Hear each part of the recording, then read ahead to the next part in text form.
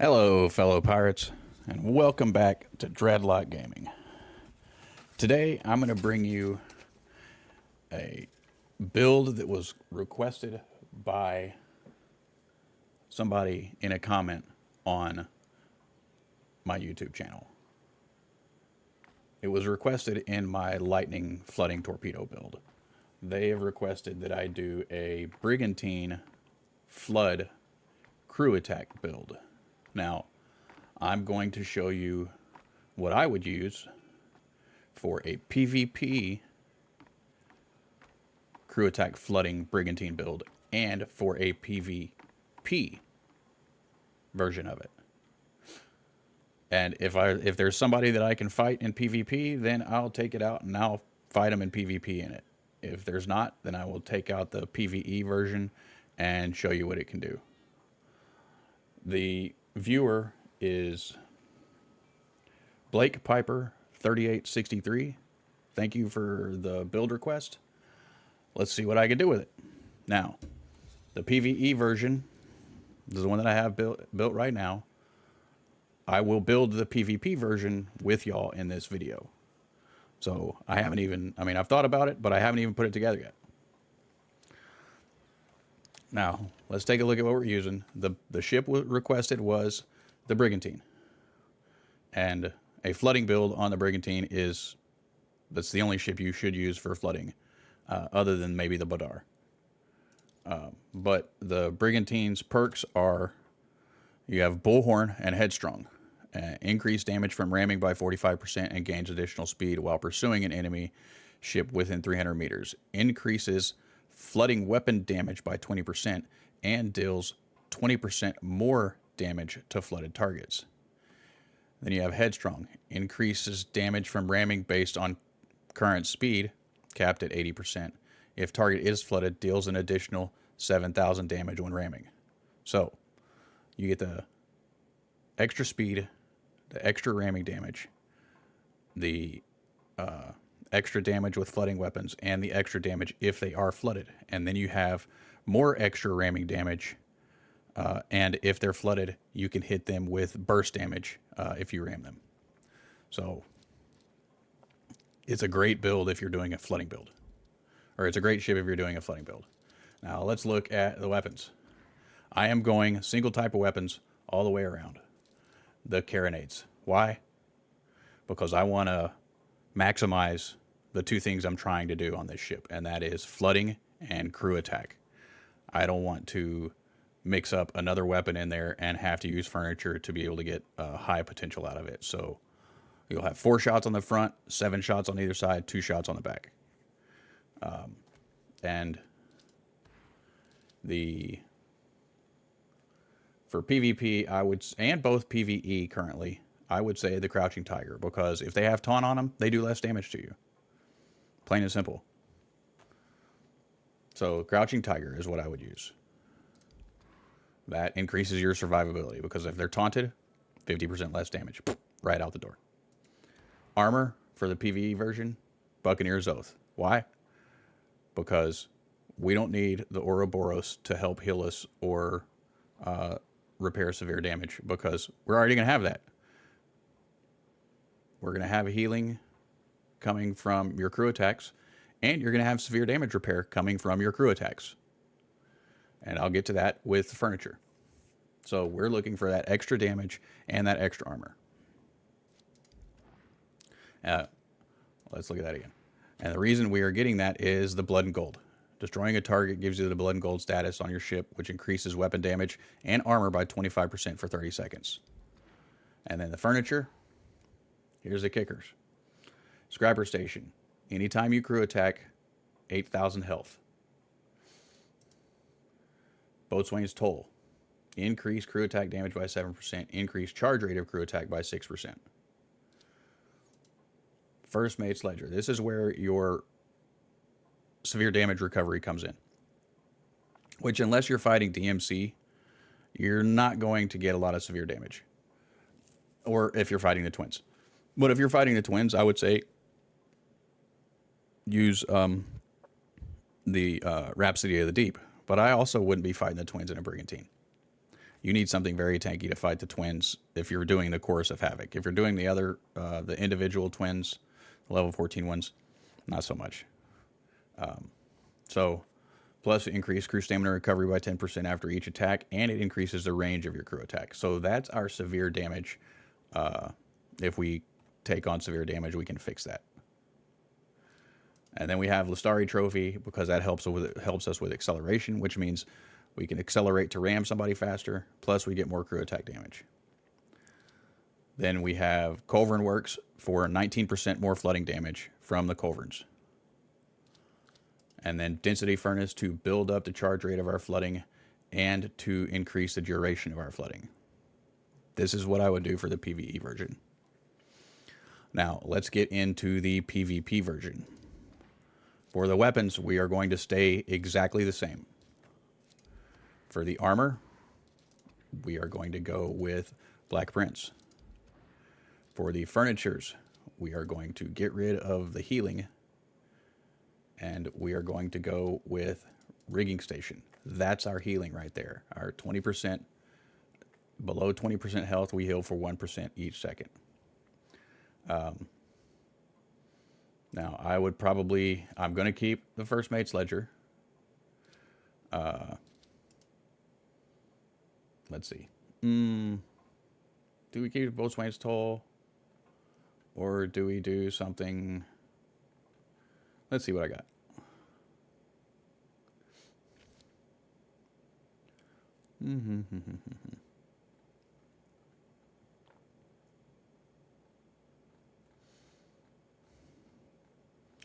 Just checking to see what I could possibly throw on there that could possibly be better in that position. Nope. Nope. No. Boatswain Toll is going to stay. And then Ledger is going to stay. We will probably take the Lestari off and put on something defensive. Probably like screens, because that gives you some all around. It helps you with AoE damage, it helps you with incoming burning charge, plus it gives you some health. But we're going to keep Density Furnace, and we're going to keep the Culverin Works. So that would be my PvP version. Rigging Station, because of the 1% healing whenever you're down to 20% health. The Boatswain's Toll, which I've seen the convoy pop up every now and then. It's the Risk of the Rising Tide. It is currently still available.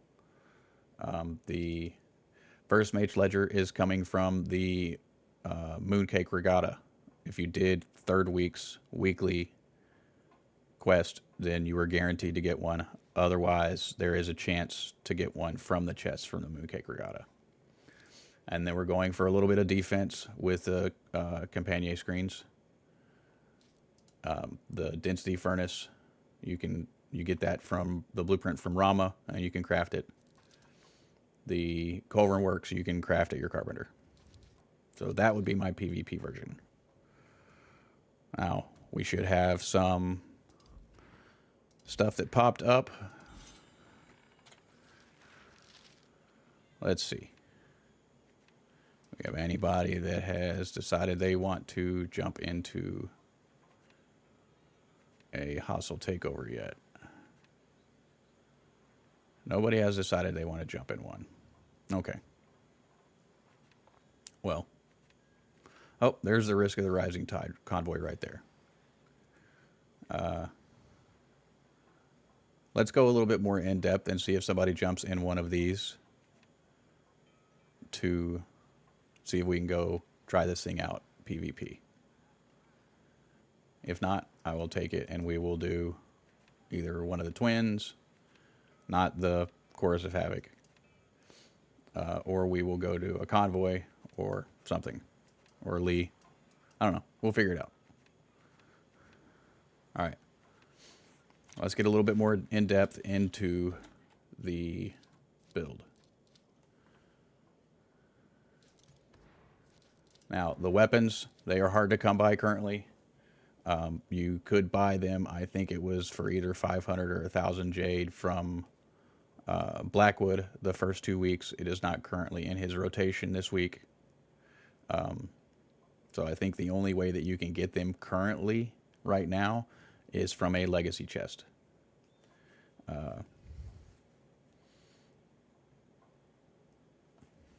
The Crouching Tiger comes from the black market. It is a sovereign purchase only. The Black Prince can be crafted. The Buccaneer's Oath, the only way that you can get it is from a legacy chest. And the Black Prince blueprint comes from Skurlock. The furnitures, the rigging station, I think the only way that you can get it currently is from a legacy chest. Boatswain's Hull comes off of that convoy that's going on right now, the Risk of the Rising Tide. The Campanier screens comes off from the white Aria chest from Bertrand Huback. I already went over the other 3 pieces of furniture. Now, the other furnitures that we had on before, which was the Scrapper Station. The Scrapper Station, I think you can craft it. I'm pretty sure you can craft it, but it also came off of the Risk of the you can get it off the Risk of the Rising Tide. The Lestari trophy, you can craft it, or it comes off of Mega Lestari from his chest. And I think that covers all of the furniture. Now let's see if anybody decided that they wanted to pick up a hostile takeover. Nobody's in that one or that one. Okay, nobody wants to fight. All right. So let's go back to the PvE version of it.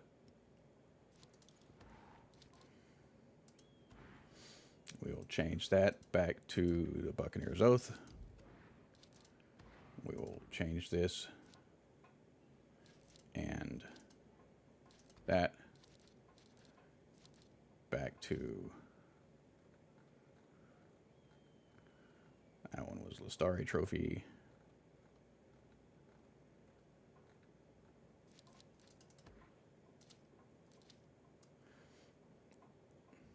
The main furniture was the Scrapper Station. And again, we're using the Buccaneer's Oath for the extra armor and the extra damage. We are not using the Ouroboros because we've got healing with the Scrapper Station, and we have severe damage repair from the First Mage Ledger, which unless you're doing PvP, the only place that you're going to get the flooding damage, severe damage, is either from the Twins or from DMC ships, or DMC forts, because they use Leopold 3s. All right, let's go give it a try. Let's see what she can do.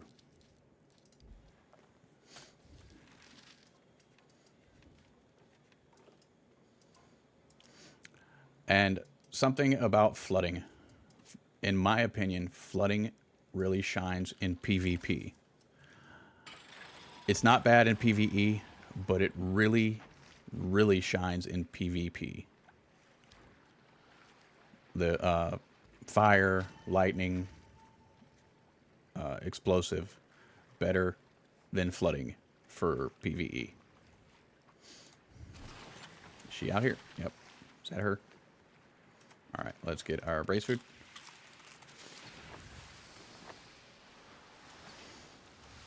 Let's hit her with mortar.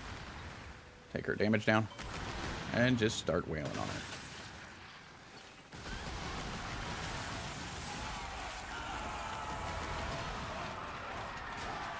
Want to ram her? Bam.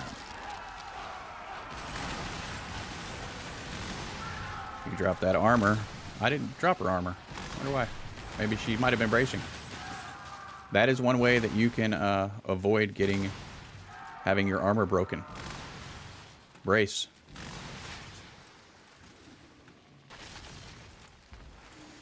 Get that blaze off.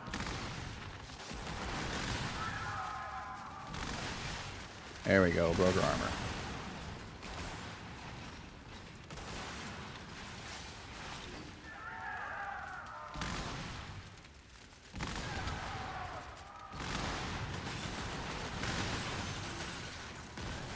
Alright, let's go in and use that crew attack.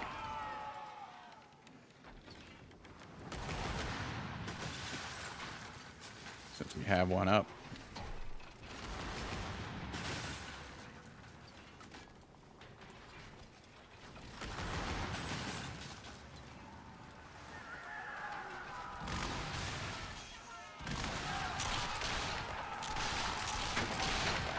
Get that 8,000 health.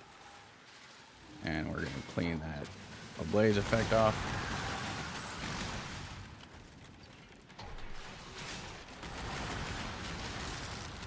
See how she rammed us, didn't break our armor.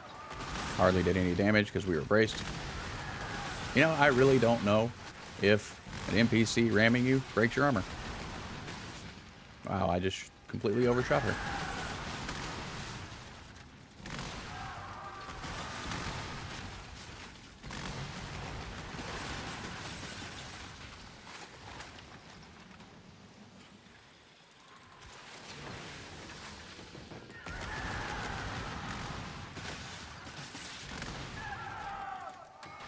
Get back in there and ram her again. Drink some. There we go. Speed, speed.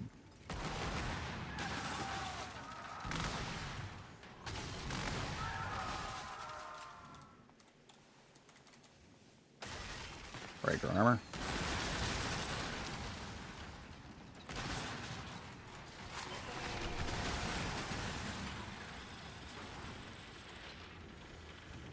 Flooding and PVE damage output is not a lot.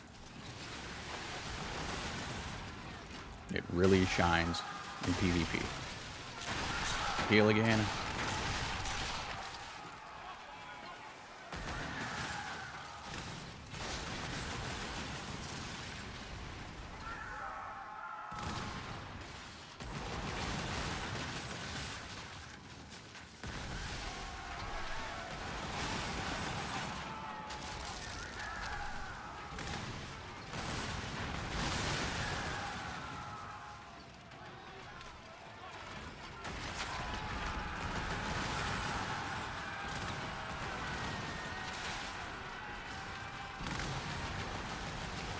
Wow, all of those went into the water. Let's kill you. Let's get that bonus damage.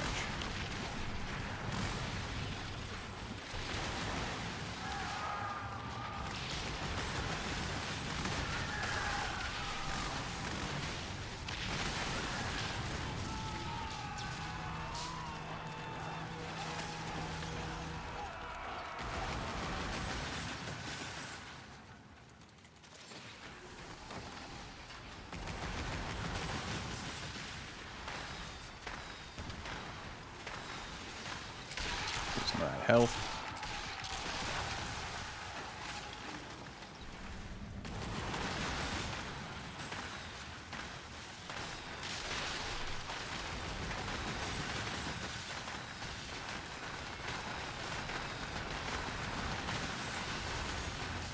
There you go. Not bad. I would really like to have shown y'all a PvP fight, because I think it'd be pretty good for PvP. I don't think it would be terrible. I don't think it would be top of the line, but I think it would be okay. I think with somebody behind the wheel that's good, that it could be pretty damaging, especially with that severe damage that the carronade can stack very fast, which means you get that severe damage built up real quick. You get them up to that extreme amount of severe damage, which you can push 80, 85%. You get them built up with a crew attack. Bam. Crew attack. Done for. Let me know what y'all think in the comments. I may stick around and go see if I can find somebody to go test this on in PvP. I like to test against random people as opposed to people that I know, so that I don't get blamed for scripted PvP fights. I hope everybody has a good day. Thanks for watching Dreadlock Gaming. Keep an eye out for more Skull and Bones videos soon. Leave a comment, hit that like, and subscribe. It helps the algorithms. Also, come and join my Discord. Lots of good people. Lots of helpful people. We're small, but we're growing daily. Thanks again.